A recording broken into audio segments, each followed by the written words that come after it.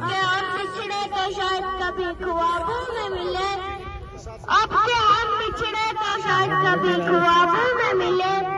جس طرح سوکھے ہوئے پھول کتابوں میں ملے۔ سب سے پہلے تو میں اس اسکول کی مینجمنٹ اور ٹیچر اسٹاف کا دل سے شکر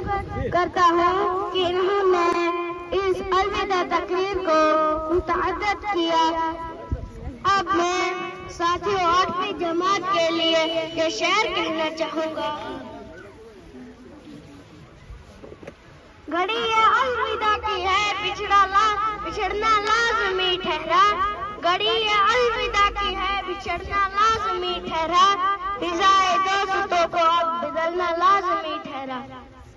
ایسے بچھڑنا ہے گویا کل بھی ملنا ہے، ایسے بچھڑنا ہے گویا کل بھی ملنا ہے،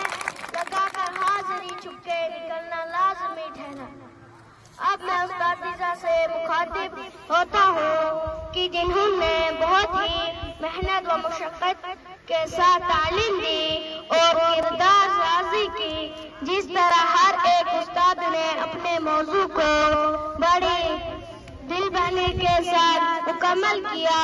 اور ذہنوں میں اتار دیا، قابل تعریف ہے اور سب ان کے شکر گزار ہیں اور دعا کرتے ہیں کہ اللہ تعالیٰ ہمارے تمام استاد کو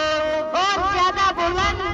سے نواز، اور اس اسکول کے لیے بھی دعا کرتے ہیں کہ اللہ تعالیٰ اس اسکول کو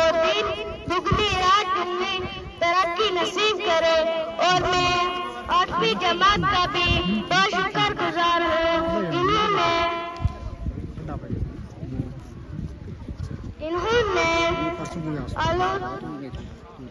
الوداع تقریب کے ذریعے محنت کا